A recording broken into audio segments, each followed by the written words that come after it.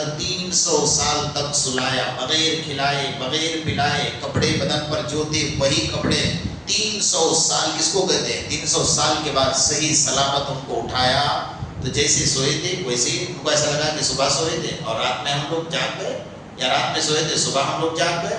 تو جو خدا 300 سال تک بغیر غذا کے بغیر پانی کے سلا کر دوبارہ اٹھا سکتا ہے، اور جو خدا ایک ناپاک قطرے سے انسان کو بنا کر دکھا سکتا ہے، کیا وہ خدا قیامت میں قبر سے نہیں اٹھا سکتا ہے؟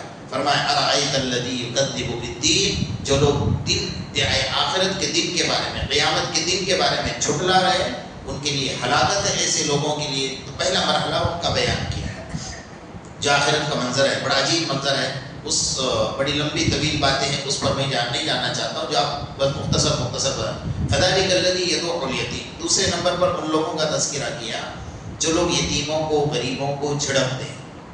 اگر آپ کے سامنے کوئی فقیر، کوئی غریب، کوئی یتیم آ رہا ہے، یہاں خاص یتیم کا تذکرہ کیا کیونکہ میرے آقا محمد الرسول اللہ صلی اللہ علیہ وسلم کو اللہ تعالیٰ نے دنیا میں یتیم بنا کر بھیجا تھا، وہیں سے سلسلہ یتیموں کا ہے۔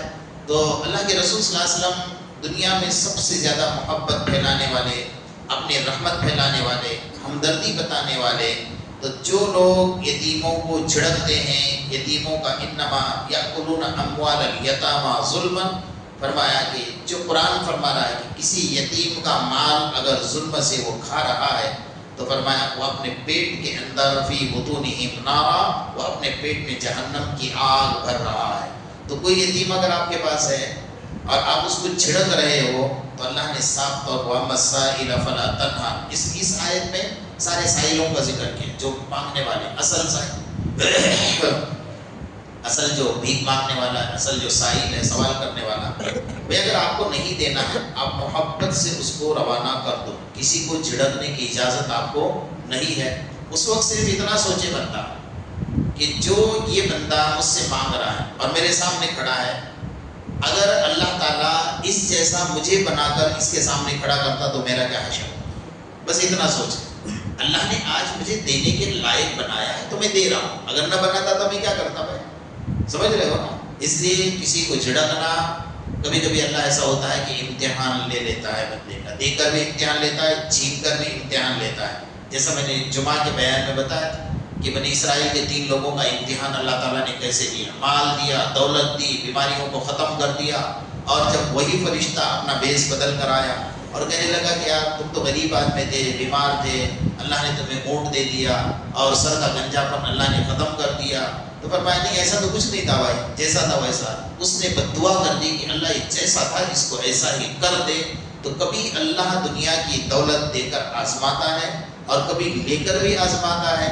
جیسے حضرت ایوب علیہ السلام کے بارے میں شیطان نے اللہ سے کہا کہ اللہ یہ تیرا بندہ اتنا عبادت کر رہا ہے نا، اس کی وجہ کیا ہے پتہ ہے؟ اس کے پاس مال ہے، اس کے پاس اولاد ہے، فرمایا اس لیے تیری عبادت کر رہا ہے۔ اللہ نے فرمایا نہیں، میرا بندہ ایسا نہیں، اگر اس کا مال ختم ہو جائے گا، اس کی اولاد بھی دنیا سے چلی جائے گی، تب بھی یہ میری عبادت کرے گا۔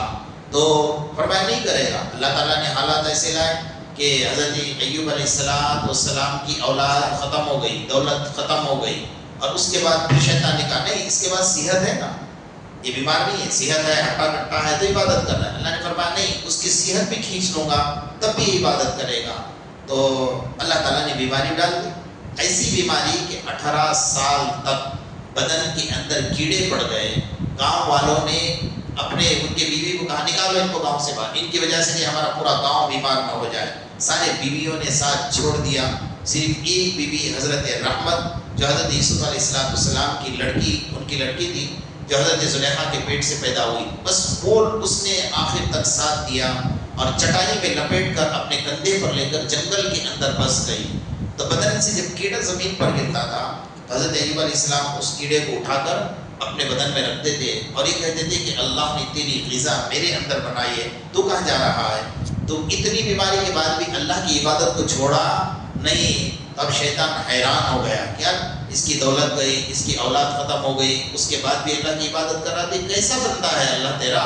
تو اللہ تعالیٰ نے فرمایا نہیں، میرا ایوب ایسا ہے کہ رب انی مسنی الضر وانت ارحم الراحمین فاستجبنا له فکشفنا به ما ضره وآتیناه اهله ومثلهم معهم رحمة من عندنا عندنا وذکری للعابدین۔ اللہ نے فرمایا، حضرت ایوب علیہ السلام نے دعا فرمائی کہ اللہ اب میری بیماری کو دور فرما دے، فرمایا اب میری بیماری کو دور فرما دے، تو اللہ تعالیٰ نے اسی جگہ پر پانی کا چشمہ جاری کر دیا اور اس سے غسل کرنے کا حکم دیا، ساری بیماری ختم ہو گئی۔ تو اللہ کبھی صحت دے کر بھی آزماتا ہے، اللہ کبھی چھین کر بھی آزماتا ہے، اللہ کبھی دولت دے کر بھی آزماتا ہے، اللہ کبھی دولت لے کر بھی آزماتا ہے، لیکن ہمیں اجازت نہیں دی کہ تم کسی غریب کو جھڑکو گے اور اس کو حقارت کی نظر سے دیکھو گے۔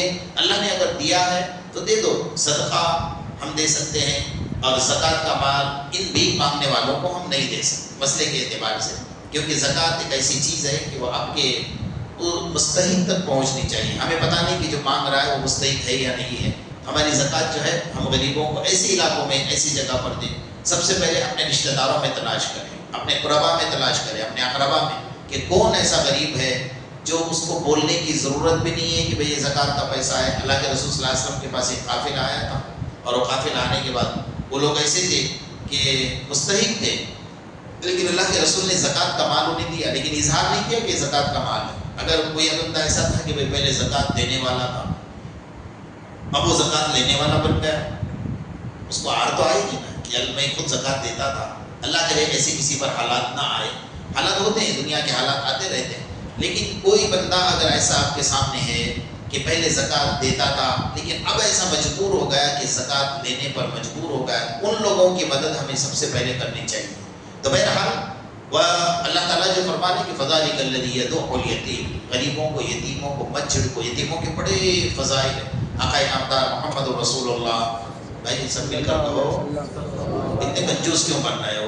آقا نامدار محمد رسول اللہ صلی اللہ علیہ وسلم عید کی نماز کے لیے جا رہے تھے، سارے صحابہ چلے گئے، عیدگاہ پہنچ گئے، اللہ کے رسول آئے، دیکھا تو ایک بچہ چھوٹا سا جس کے ناک میں سے گندگی نکل رہی، پھٹے پرانے کپڑے پہنے ہوئے، پورے بدن پر گندگی لگی ہوئی، میل کچیل ہے اور رو رہا ہے۔ تو اللہ کے رسول صلی اللہ علیہ وسلم نے پوچھا بیٹا کیوں رو رہا ہے؟ فرمایا یا رسول اللہ آج میرا باپ ہوتا میری انگلی پکڑ کر مجھے بھی جو ہے عیدگاہ کی طرف نماز کے لیے لے جاتا، آج میرا باپ نہیں ہے تو میں کس کے ساتھ جاؤں گا؟ آج میری ماں نہیں ہے کہ مجھے کپڑے پہناتی، مجھے غسل دلاتی، میں یہاں پر بیٹھا ہوا۔ سارے صحابہ گئے، کسی کی نظر نہیں پڑی، میرے آقا کی نظر پڑی۔ اللہ کے رسول نے اس بچے کو اپنے کندھے پر اٹھا کر لیا، اپنے گھر گئے، عائشہ رضی اللہ تعالیٰ عنہا سے کہا اس کو غسل دو، اور جب غسل دیا تو اللہ کے رسول نے اپنی جو چادر مبارک تھی اس کے 4 ٹکڑے کر دیے اور اس کے بدن پر لپیٹ دیے، اور پھر کندھے پر اٹھا کر آپ عیدگاہ کی طرف پہنچے اور اس بچے کو یہ کہتے کہتے جا رہے تھے کہ کیا تم اس بات پر خوش نہیں ہو کہ عائشہ تمہاری ماں بن جائے اور محمد تمہارے باپ بن جائے؟ اللہ! تو بچہ کہہ رہا تھا اے کاش کہ مجھ سے زیادہ اس سرزمین پر خوش نصیب کوئی نہیں ہے۔ اللہ کے رسول صلی اللہ علیہ وسلم نے دنیا کو سبق دیا ہے قیامت تک کے لیے کہ یتیموں کو جھڑکو نہیں، بلکہ یہاں تک حدیث میں فرمایا کہ یتیم بچہ ہے آپ کے سامنے کھڑا ہے، آپ نے محبت کے انداز میں اس کے سر پر ہاتھ رکھا، کیا ملا؟ محبت۔ یتیم بچہ ہے، سر آپ کے ہاتھ کے نیچے اس کے سر کے جتنے بال آ گئے، ان بالوں کے مطابق آپ کے گناہ معاف، آپ کی نیکیاں نامہ اعمال میں، اور اتنے درجے اللہ نے آپ کے بلند کر دیے۔ کچھ بھی نہیں کیا، کون سا عمل کیا؟ محبت کے انداز میں خالی ہاتھ رکھ دیا۔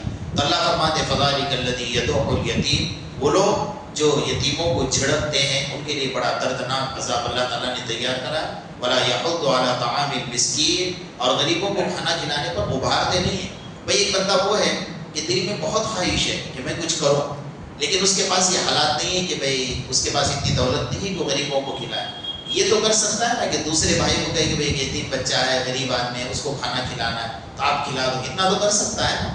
تو فرمایا یہ ابھارنا، نیکیوں کے اوپر بندوں کو ابھارنا، یہ بہت بڑی نعمت ہے۔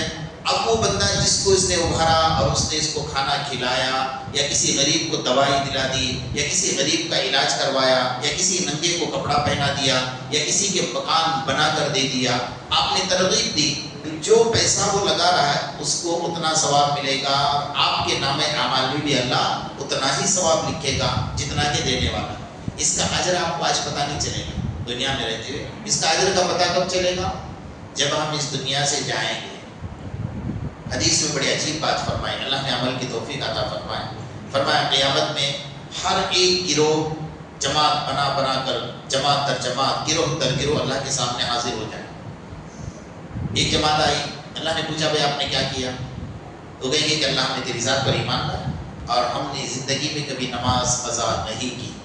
اللہ فرمائیں گے جاؤ جنت میں چلے جاؤ. دوسری جماعت آئی, اللہ پوچھیں کہ آپ نے کیا کیا؟ کہ اللہ ہم نے تیری ذات پر ایمان لایا, تو نے ہمیں دولت عطا فرمائی تھی, ہم نے تیرے راستے میں خرچ کی. تو اللہ فرمائیں کہ اچھا میرے خاطر کہاں, آ جاؤ جنت. تیسری جماعت آئی, تم نے کیا کیا؟ کہ اللہ ہم نے تیری ذات پر ایمان لایا, ہمارے پاس کچھ نہیں تھا, ہم نے غریبوں کی خدمت کی, کسی سے لیا اور ان کو دیا, کسی بیمار کا علاج کرایا, کسی ننگے کو کپڑا پہنایا, اور جو بھی بھوکے کو کھانا کھلایا, جیسا ہم سے ہو سکا ہم نے کام کیا. تو اللہ تعالیٰ فرمائیں گے آپ جنت میں نہیں جاؤ گے, ادھر رک جاؤ. تو دل میں سوچیں گے کہ اللہ ہم نے تو دنیا میں کام اس کے لیے کیا تھا, ہم نے تو سنا تھا کہ بھائی نماز سے اللہ ملتا ہے, روزے سے اللہ ملتا ہے, زکوٰۃ سے اللہ ملتا ہے, حج سے اللہ ملتا ہے, لیکن خدمت سے بولو نا خدا ملتا ہے, یہ سوچ کر کیا تھا. اور اللہ کیا فرمائے, رک جاؤ یہاں رک جاؤ. اب چوتھی جماعت آئی, ان سے پوچھا آپ نے کیا کیا؟ وہ کہیں گے کہ اللہ ہم نے تیری ذات پر ایمان لایا, ہم نے جہاد کیا, ہم نے گردنیں کٹوائی, اسلام کی سرحدوں پر کھڑے رہ کر ہمارا خون بہایا ہے. اللہ فرمائیں گے جاؤ جنت میں چل جاؤ. یہ جماعت جو کھڑی آئی آ جاؤ, اور وہ سامنے سے آئیں گے, اللہ فرمائیں گے رک جاؤ. اور جماعت آئی, بھائی آپ نے کیا کیا؟ ہر ایک جماعت آئے گی اور اپنا اپنا عمل بتاتی جائے گی, جو آئے گی اللہ فرمائیں گے جاؤ جنت میں. ہر بار یہ جو بیچارے کھڑے ہیں خدمت والے لائن میں, وہ آئیں گے, اللہ فرمائیں گے رک جاؤ رک جاؤ. ان کے کلیجے منہ کو آئیں گے کہ اللہ اب لگ رہا ہے کہ اللہ جنت میں شاید خدمت کا ہی موقع دے گا, جنتیوں کے خادم ہی بنائے گا. دنیا میں بھی خدمت کی تھی, یہاں بھی خدمت کرنی پڑے گی, شاید یہی کرے گا, اور کیا ہے دوسرا. تو ڈریں گے, پھر اللہ بلائیں گے اور اللہ فرمائیں گے تمہیں جنت میں داخل نہیں کیا جائے. اب گھبرا گئے, اللہ کے رسول اتنا کہہ کر خاموش ہو گئے, تو صحابہ سہم گئے. اب اور گھبرا گئے, تو کچھ نہیں کر سکتے, اللہ کے سامنے کھڑے. اللہ تعالیٰ فرمائیں گے میں نے جتنے لوگوں کو جہنم میں داخل کیا ہے, جس کی تم سفارش کریں گے میں اس کو جنت میں داخل کروں. کتنا بڑا مرتبہ ہے, آج پتہ نہیں چلے گا, لیکن یہ مرتبہ آپ کو آخرت میں پتہ چلے گا. یہ ہے غریبوں کو کھانا کھلانے پر ابھارنا اور لوگوں کو اس کی ترغیب دلانا. ان کا مرتبہ اللہ پاک وہ کہ جن لوگوں کے بارے میں تم سفارش کرو گے میں ان کو جنت میں داخل کروں گا. تمہارے جی بھر کر سفارش کرو, جب تمہارا جی بھر جائے کہ ہم نے سفارش کی, ہمارے دل کو اطمینان ہو گیا اور اتنے لوگوں کو اللہ نے جنت میں داخل کر دیا, اب تم جنت میں چلے جاؤ, تمہارا اعلیٰ ترین مرتبہ ہے. تو ظاہر بات ہے اب اللہ نے جو اتنے دیر ان کو کھڑا رکھا ہے, کیوں رکھا ہے پتہ ہے, اللہ اپنا دیدار کرانا چاہتا ہے. اللہ اکبر, کتنا بڑا مرتبہ ہے. اتنے دیر تک اللہ ان کو اپنا دیدار کرا رہے تھے, کھڑے رہو. دوسری جماعت آئی, چلی گئی اللہ کو دیکھ کر, پھر چلی گئی, پھر چلی گئی, لیکن یہ جو یہاں کھڑے رہے تو وہ لوگ اللہ کا کیا کرتے رہے, دیدار کرتے رہے. یومئذ مسفرہ ضاحکۃ مستبشرہ وجوہ یومئذ ناظرہ, اللہ کا قرآن کہہ رہا. وہ کھڑے رہیں گے اور اللہ کا دیدار کرتے رہیں گے, اور جتنا دیدار کریں گے اتنا ان کے چہرے کا نور بڑھتا جائے گا. جیسے حدیث میں فرمایا کہ جیسے بھائی ہمارے صورت میں سنیچر بازار لگتا ہے, جنت میں جمعہ بازار لگے گا, اور جمعہ کے دن سارے جنتیوں کو اللہ تعالیٰ بلائیں گے, آ جاؤ میرا دیدار کرو. اللہ قرآن پڑھیں گے, بندے سنیں گے, کیا منظر ہوگا اس وقت کا. اللہ قرآن پڑھے گا اور بندے سنیں گے. فرمایا جب اس قرآن کی آواز ان کے کانوں میں جائے گی تو ان کے چہرے کی رنگت بدل جائے گی, نور بڑھ جائے گا. ابھی یہاں سے اللہ کا دیدار کرا, گھر گیا, اپنے روم میں گیا, جنت کی حوروں نے دیکھا بھائی روم نمبر ہے, کہاں گئے ہو, کہا آپ ہمارے شوہر نہیں ہو, جب گئے تھے تو آپ کے چہرے پر یہ نور نہیں تھا, اب کہاں سے آیا. فرمایا نہیں میں آپ ہی کا شوہر ہوں. اللہ کا دیدار نصیب ہوا تو اللہ تعالیٰ نے میرے چہرے پر کیا کر دیا, نور بڑھا دیا. یہ سجدے کا نور دنیا میں ہے, آخرت میں اللہ کے دیدار کا نور ہے. سمجھ رہے ہو نا, لالی پاؤڈر لگانے سے نور باقی نہیں رہتا, جو سجدے کا نور ہے وہ نور رہتا ہے.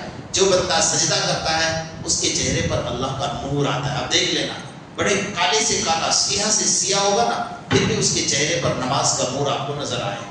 اور بے نمازی کتنا بھی خوبصورت ہوگا اس کے چہرے سے نحوست ٹپکے گی.